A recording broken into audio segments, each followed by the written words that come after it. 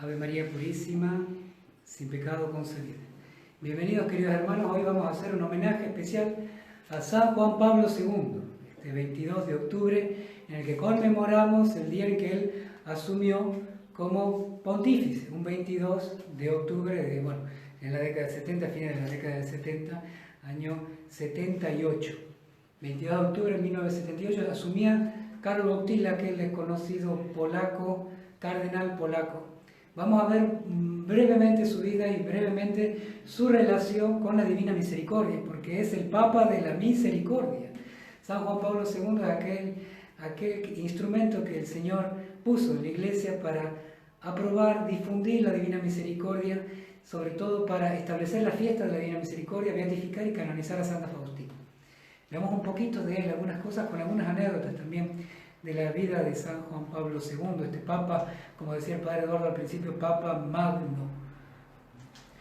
Él nació el 18 de mayo de 1918, allá en Wadowice, que es una ciudad al sur de la ciudad de Cracovia, que es la ciudad al sur de Polonia. Las dos principales ciudades de Polonia, primero Varsovia, que está en el centro-norte de Polonia, y Cracovia, que está al sur. Bueno, Wadowice está en torno de 70 kilómetros al sur, más al sur, ya al límite con otro país, de Cracovia. Allí en una pequeña ciudad nace Juan Pablo II, Karol Wojtyła, por ahí como le dicen allá, tratando de hacer un mal polaco. Nace Juan Pablo II, crece allí hasta los 18 años, se va a vivir a Cracovia porque quería estudiar filología. Estudiando filología llega a la ocupación nazi. Después de la ocupación nazi, la ocupación rusa por tanto tiempo hasta la caída del muro. Y allí en esa ocupación primera nazi, en ese contexto, pensemos, Juan Pablo II había quedado huérfano a los 9 años de madre. A los 19 queda sin papá, y a los jovencitos, en la adolescencia, había quedado sin su hermano, eran dos, Edmund y Karol, los hijos del matrimonio Wojtyła. A los 21 años, la cuestión es que San Juan Pablo II, el joven Karol Wojtyła, estaba huérfano, totalmente. Vivía así con una tía, y en medio de la ocupación alemana, pobreza. Sin embargo, veremos que es el Papa de la Esperanza. Miren en el contexto en el que crece, y sin embargo, el Papa de la Alegría, el Papa de la Esperanza, el Papa de la Misericordia. Bueno, allí comienza su vocación, a reflexionar si el Señor nos llama a una perfección más grande, una vocación más grande, un amor más grande. Y comienza el seminario clandestino allí en Cracovia. Seminario clandestino, luego de 5 años es ordenado también clandestinamente en la cripta del arzobispado de Cracovia. Luego es enviado a terminar sus estudios en Roma. Y bueno, empieza una vida como párroco, y podemos decir, como para sintetizar, que alrededor de 10 años estuvo como simple sacerdote, párroco en distintos lugares. Otros 10 años, obispo, sí, obispo, tan jovencito, no había llegado a los 40 años, ya era obispo. Y como obispo, después elegido arzobispo cardenal de Cracovia. También otros 10 años hasta que llega aquel 1978 en el que es elegido Santo Padre, Papa. 10 años como sacerdote, 10 años como obispo, 10 años como obispo y cardenal al mismo tiempo, y luego más de 27 años como sumo pontífice. Y un Papa Magno también porque 204 viajes internacionales, o sea, fuera de Italia, países visitando, incluyen todos nuestros países latinoamericanos. Él paró una guerra tremenda entre nosotros y nuestros hermanos chilenos. Él intervino entre dos países cristianos. ¿Cuánto le debemos los argentinos y los chilenos a San Juan Pablo II? Tal vez una generación, o muchísimas personas, incluso podría haber sido una cosa que no solamente de ejército, sino también de daños civiles. Y Juan Pablo II intervino, y cuán agradecidos tenemos que estar a esta figura. Hoy las nuevas generaciones conocen muy poco de este Papa Magno, que salvó a la Argentina de una guerra. También podemos destacar el Papa de la familia. Es el Papa de la vida y de la familia. Él defendió acérrimamente la vida, sin ningún miedo ante los políticos, sin ningún tipo de bandería. Él era claro que en la vida debía defenderse de su nacimiento hasta su muerte natural. Y muy valientemente lo proclamaba en sus discursos, en sus cartas, en sus encíclicas. Evangelium Vitae, una gran encíclica a favor de la vida. Qué valor, cómo hay que leer las cosas de Juan Pablo II para que nos demos cuenta, redescubramos y podemos agradecer a Dios y aprender, porque hemos tenido un Papa magno en la historia.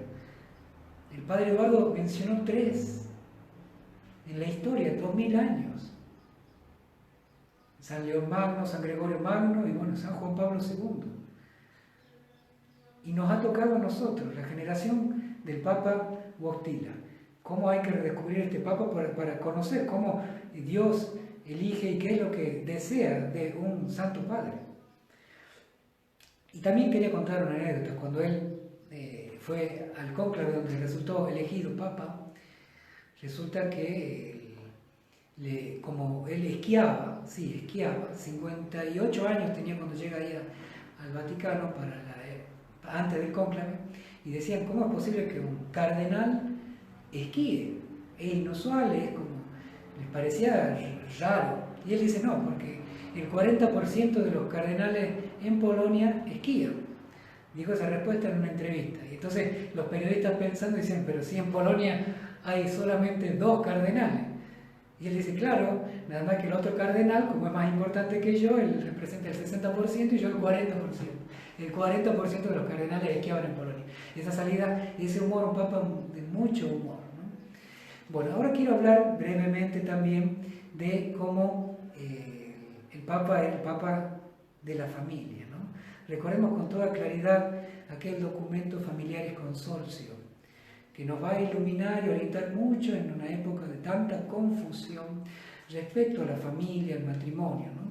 Como el matrimonio es entre varón y mujer y no entre otra cosa, ¿no? Entonces, él realmente ha sembrado estas líneas claras de lo que quiere Dios para nosotros. Cómo quiere que vivamos en familia y la importancia de la familia en el plan de Dios. Esa será la felicidad de la humanidad, de los seres humanos. Releamos San Juan Pablo II, porque toda enseñanza en la Iglesia tiene que encontrar concordancia con lo enseñado por San Juan Pablo II, para que sea verdadera enseñanza y doctrina de la fe. Además, el Papa que ha hecho escribir el Catecismo de la Iglesia Católica, no nos olvidemos, tenemos que aferrarnos al Catecismo en épocas de oscuridad, de tristeza y de confusión doctrinal, moral, litúrgica. Bueno, Catecismo de la Iglesia Católica, un gran don del Espíritu Santo por medio del Papa Magno.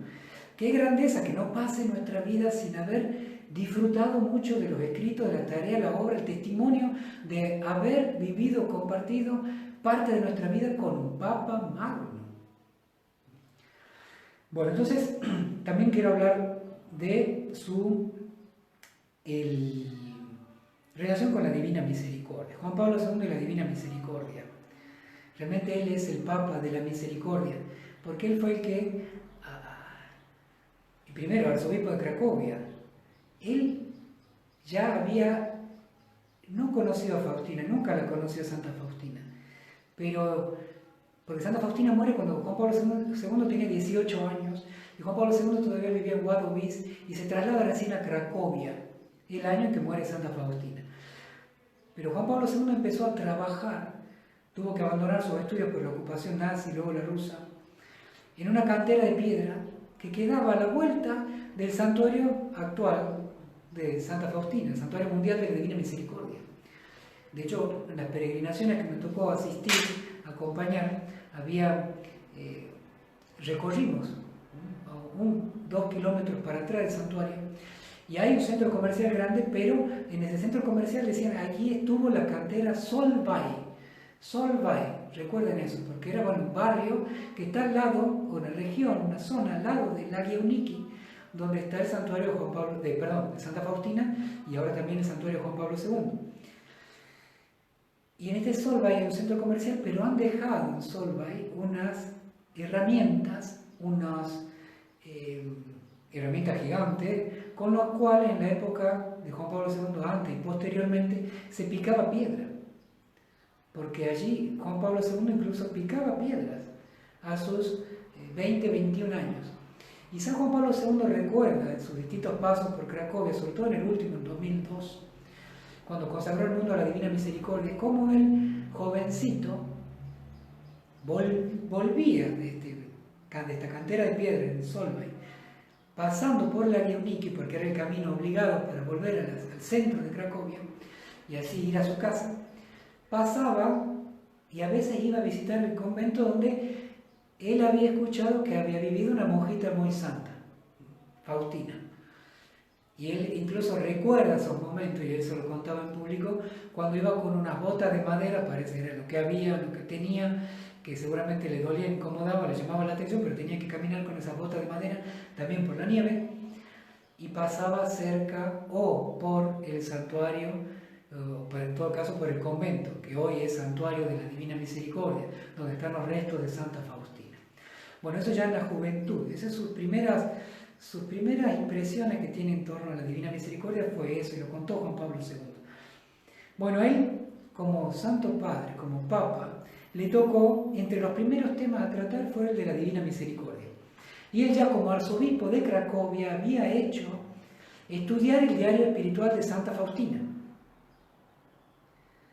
Recordemos, cuando Juan Pablo II era arzobispo de Cracovia, la devoción estaba prohibida en su difusión, por unas malas interpretaciones, malas traducciones del diario espiritual, malas interpretaciones del contenido de la Divina Misericordia.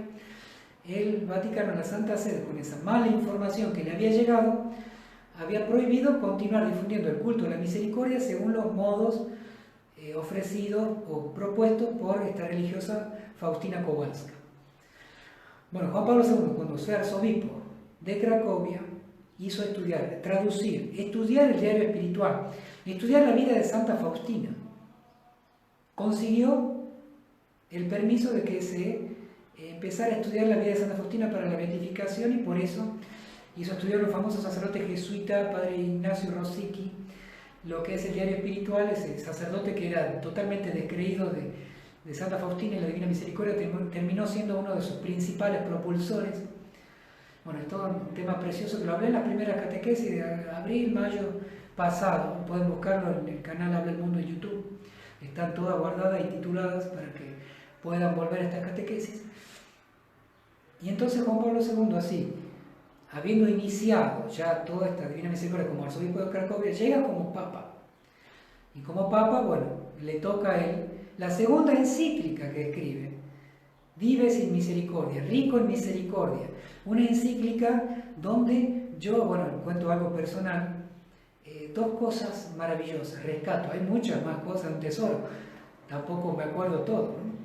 Tampoco soy un experto en esa encíclica, pero destacó principalmente esta figura de la Divina Misericordia expresada en el pasaje del Evangelio del Hijo Pródigo. Maravilloso, una explicación hasta por palabras.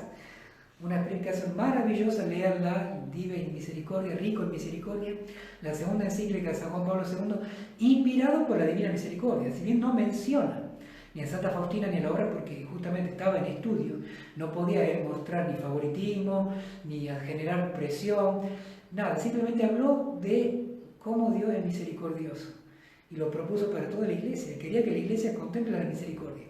Bueno, explicó este pasaje maravillosamente, el del Hijo Pródigo. Y segundo, hay una nota maravillosa, creo que el número 50 de esta encíclica, donde explica las palabras hebreas del Antiguo Testamento que hablan de lo que significa la misericordia. Y les aseguro que la palabra en español, misericordia, queda muy corta para lo que significa la palabra, la expresión, la realidad de la misericordia en el hebreo, en el Antiguo Testamento, incluso en el Nuevo Testamento con otras palabras.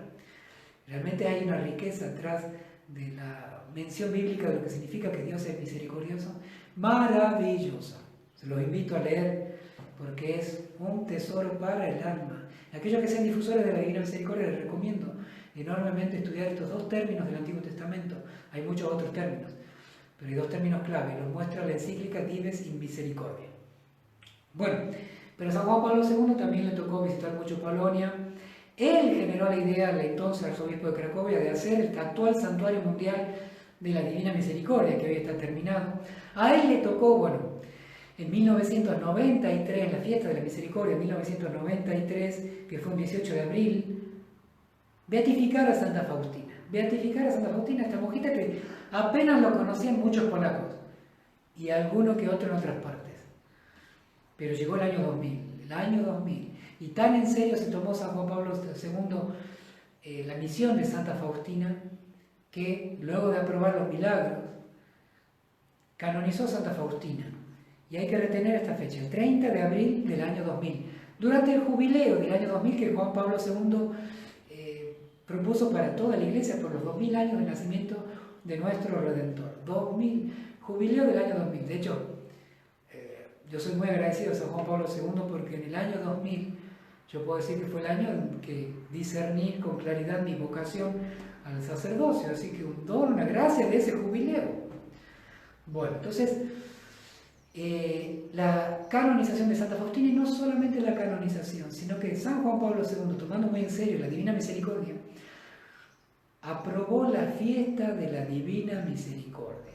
Recuerden, aquello que Jesús le pidió a Santa Faustina, un 22 de febrero de 1931, 69 años después de que Jesús le pidiera a Santa Faustina una fiesta de la Divina Misericordia,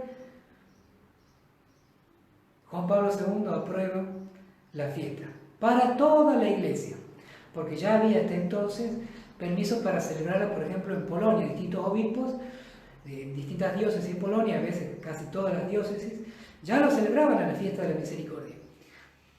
Pero Juan Pablo II para todo el mundo, todos los misales que hoy tenemos, segundo domingo de Pascua o fiesta de la Divina Misericordia, es el nombre de ese domingo, gracias a San Juan Pablo II.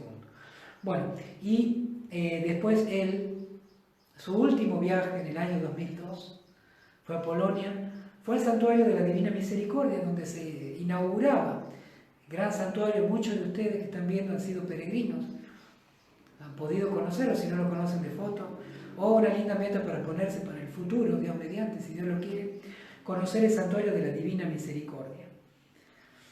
Yo recuerdo que Juan Pablo II decía, el día de mi muerte me encomiendo a la Madre de Dios y a la misericordia divina.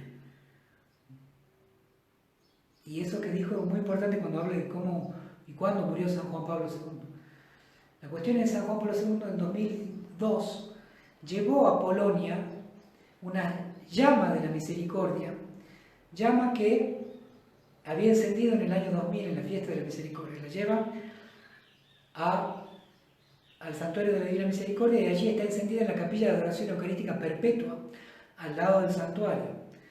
Esa llama representa justamente el numeral 1732 del diario de Santa Faustina, que habla de las chispas que preparará el mundo para su última venida.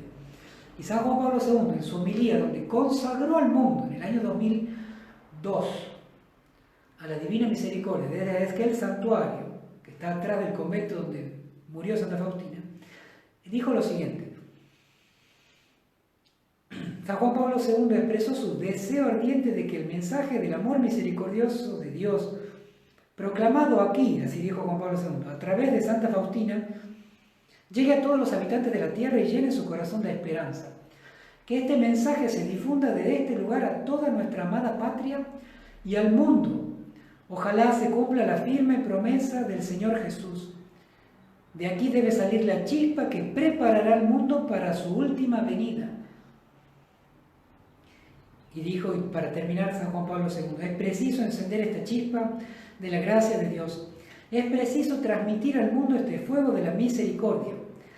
En la misericordia de Dios el mundo encontrará la paz y el hombre la felicidad. Y hablando de la muerte de Juan Pablo II, ustedes saben que falleció un 2 de abril del año 2005.